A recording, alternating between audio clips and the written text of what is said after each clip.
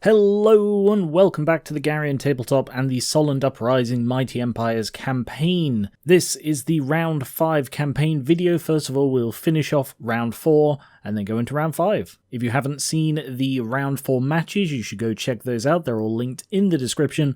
Obviously, this will have spoilers for how they turned out. So let us allot Empire points for the battles. First, we have the Solland Revivalists versus Wissenland, which ended in a narrow victory for Solland and a loss for Wissenland. This nets the Revivalists 3 victory points, but we will come back to Wissenland as they had a second battle. Next was the Skull Smashers versus the Empire, which ended in a draw. So Skull Smashers get 2 victory points, but again the Empire had a second match, so we will come back to them. Third match was Clandethtal versus Wissenland, which ended in a solid victory for the Skaven, and a second loss for Wissenland. Clandethtal get 4 Empire points for their solid victory, and Wissenland's 2 losses mean they get 1 point for the entire round. And then the fourth and final match of the round was Sylvania versus the Empire. This ended in a massacre for Sylvania, giving them 5 Empire points, and giving the Empire a loss. With a draw worth 2 points and a loss worth 1, that has an average of 1.5, however points are rounded down, so they only get 1 point as well. Now that all the points are allotted, we go through in turn order, and they can spend their points. Solland, with their 3 points, are first of all going to claim a tile for 2, and then raid. They are going to claim this tile here on their way towards Fieldorf, which, because I believe I forgot to mention it in that actual battle, Fieldorf was the old capital of Solland before it was integrated into Wissenland, so obviously they have quite a keen interest in what has just happened there. And because I like to say what the raiding is, this is another case where they're not technically raiding, they're more fundraising, but they gain 2d6 gold, 9. Adding this to the 6 they already had, giving them a total of 15, and raising them to an Empire size of 3. The Skull Smashers, with their 2 Empire points, are going to use their land grab event, which they claimed at the beginning of the turn, to allow them to claim a tile for 1 point, and then they're also going to raid. They will claim this tile here, and then they're going to raid the Empire, earning them, oh that was very nearly a 6, 4, giving them a total of 4, but bringing them up to an Empire size also of 4, because their city is worth 2. Third is the Empire themselves, with only the 1 Empire point to spend, so without the land grab event they are limited to raiding.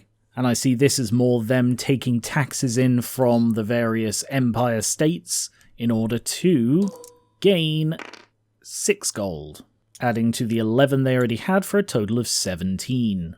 Clandethtal, with their 4 points, first of all they are going to claim a mountain tile which costs a total of 3, and then they are going to build. So they are claiming this tile here to be right on Drakenhof's border, and then they are going to build a mine here, as mines can be built on either rivers or mountains. Sylvania, with their 5 points, are going to first claim a tile for 2, and then build 3 times.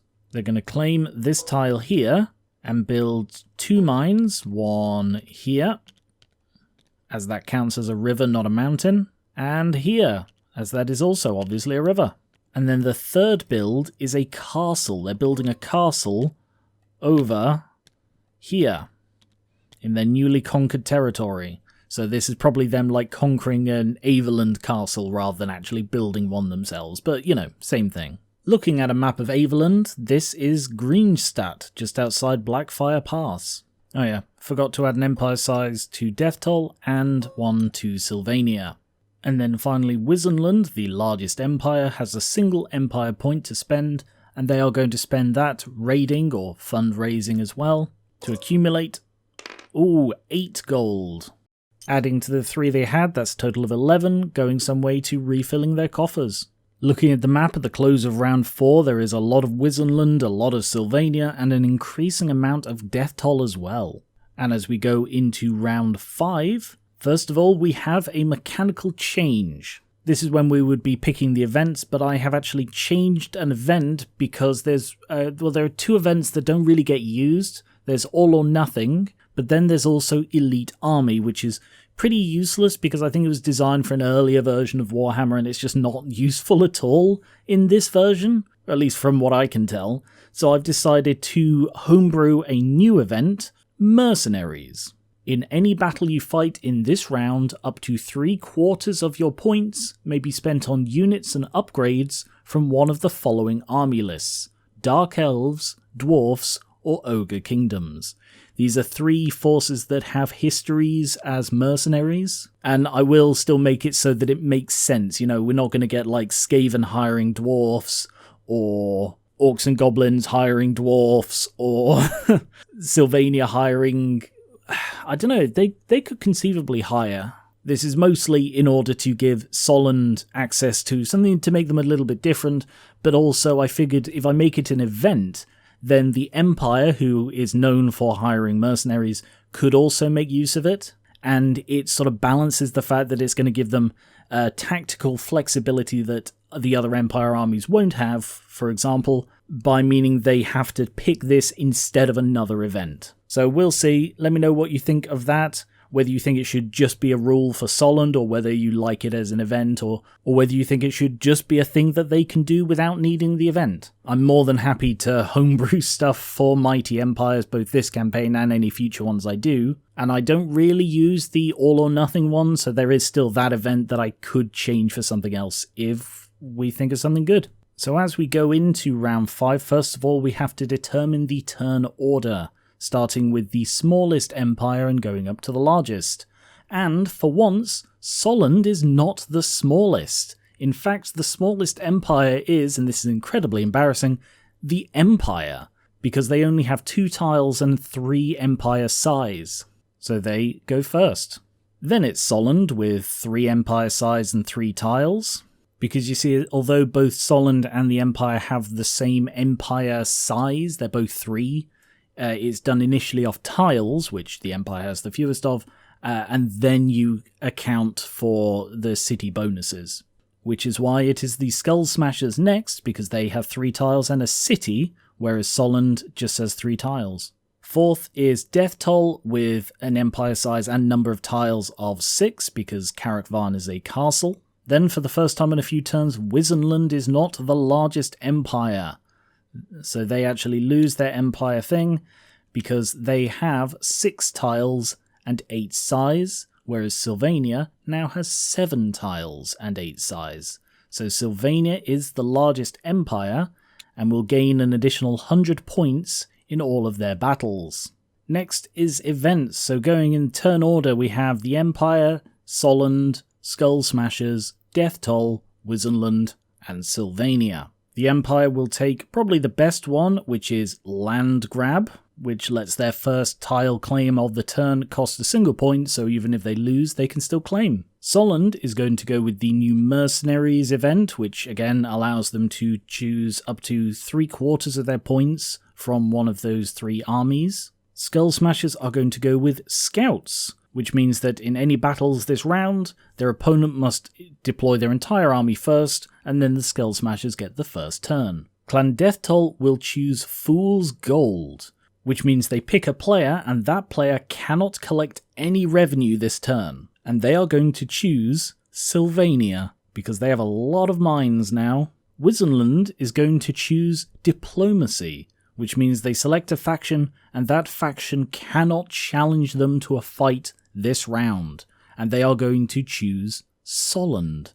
And the background for this is they can see Solland is approaching and claiming territory towards Fieldorf, which, last round, came under attack and basically became occupied by Clan Death Toll. So although Clan Death Toll don't control the area, they still have a sizable presence there, and it is a bit of a problem. So they have extended an olive branch to Solland, given that Fieldorf was the old capital of Solland, to say, hey, why don't you help us here? And we will come back to that. And then finally, Sylvania is going to go with Disaster, where you pick another faction, you roll a d6 for each castle, city and mine, and on a 1, it is destroyed. and they are choosing in retaliation Clan Deathtoll. So they have 2 mines and a castle. I don't know what happens if their capital gets destroyed. Like, there's nothing in the rules saying it can't be, but at the same time, I think they get eliminated and the game is over if it is destroyed. So I feel like that is a flaw in the writing of the game. Oh no, my mistake. You actually knock someone out by claiming all of their tiles, so actually destroying their capital doesn't knock them out of the game. Huh, I guess I misread that before. Anyway, we're going to roll mine, castle. Top mine is fine. Lower mine is fine. Carrick Varn, ooh, that was close, but is fine. Next is the revenue stage, where the various mines they have can earn them additional gold. Again, going around in turn order, starting with the Empire.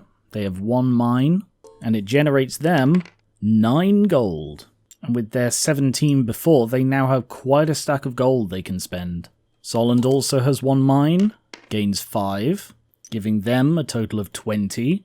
Skull Smashers don't have any, so no additional gold for them. Deathtoll have 2 mines, and these are mountain mines which are more effective, more efficient, so they roll 3d6 each. So I've got to roll these separately just in case they get exhausted. So the top one, 6, and the lower one, 7.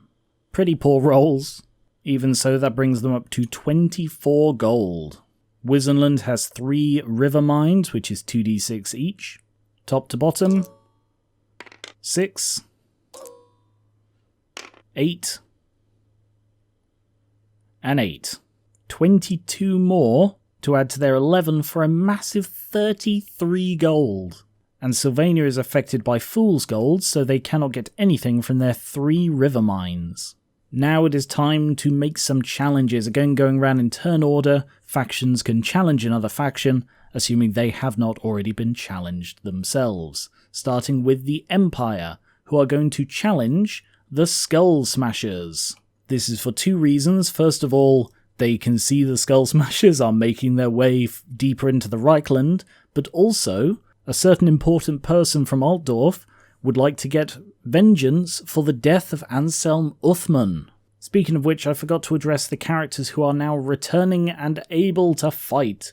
We have got, I believe, 6 characters who have now recovered from their previous injuries or afflictions. In no particular order, Ithin Madhat of Clan Deathtoll has healed. Akgad de Flappy and Gigigig de Ig from Skull Smashers have both healed. Helmut the Lucky and Ubaldo Kraus are both feeling better. And Caster von Braun himself, the rebel leader of the Solland Revivalists, is back up and fighting fit. So they could appear again at some point in the campaign.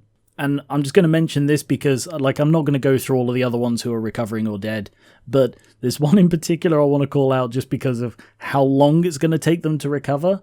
Technically, whenever a steam tank is destroyed, they collect the pieces and rebuild it. So I thought, well, they've got 10 wounds, so yeah, it's going to be 10 turns before the Implacable is back. So if the campaign happens to go that long, which I don't think it will, you could see the Implacable again.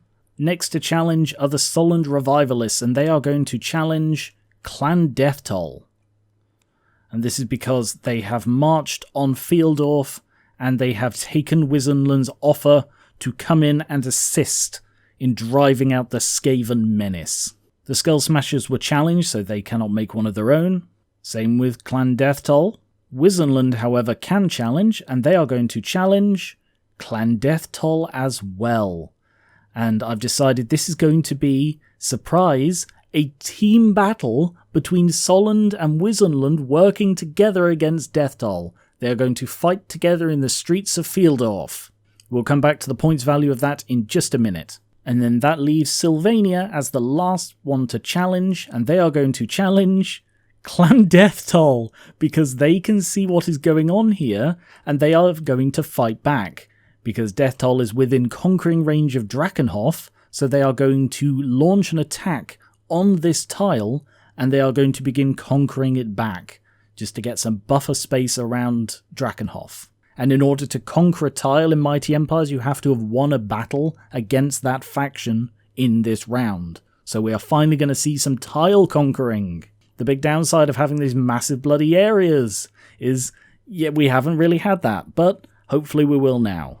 For the points values of these battles, I was thinking the Empire versus the Skull Smashers, 2,000 points. For Solland and Wissenland versus Death Toll, 2,500, and they can split the points between them, so it's going to be 1,500 for Solland and 1,000 for Wissenland. This is because Wissenland's recovering from the attack, whereas Solland is bringing in force. And then the Death Toll Sylvania battle, 2,000. But of course Sylvania, as the largest empire, gets a free 100 points to that, and lots of them have a lot of gold to spend. Each gold is worth 10 additional points. I think the Empire's going to put in 5 gold of their 26 for an additional 50 points. The Skull Smashers, they're probably going to have to do their best to match that, so they're going to put in 4 gold. They're really poor. Mostly because they're nowhere near any rivers. Like, they should frankly be spreading into these mountains, but that doesn't really fit like the orc vibe of, you know, attack and raid, so that's why I haven't been doing that. Death Toll's going to put 5 gold into the Sylvania match, so they're still going to be 50 points fewer than Sylvania's, who are going to hold on to their gold. Solland are going to put in 5 gold for an extra 50 points, as are Wissenland. And Death Toll's going to put in only 5 gold against the both of them, because, yeah, it's like, it's not anywhere near their territory. They just decided to make a bit of a cheap shot, whereas this is the fight that sort of counts more. And yeah, they are aware that pretty much everybody has more gold than they do, you know, apart from the Skull Smashers, but they're so far away they don't really count. So basically everybody has put in 5 gold into each battle, apart from the Skull Smashers who can't, and Sylvania who doesn't need to. And with that we begin the round 5 battles, and I'd like to save the Fieldorf one for the finale of round 5, so we'll start off with Death Toll versus Sylvania, then Skull Smashers versus Empire, and then finally the team of Solland and Wissenland versus Death Toll. I think they're going to be some really cool battles, so subscribe for those. They'll be out over the next few weeks. Thank you very much for watching. I love how much people are engaging with the cinematic and storytelling elements of this campaign. It's one of the most fun parts of this for me, so I'm really glad you guys are enjoying it too. So thank you very much. Subscribe for more board games, card games, miniatures like this, and TTRPGs, and I will catch you later.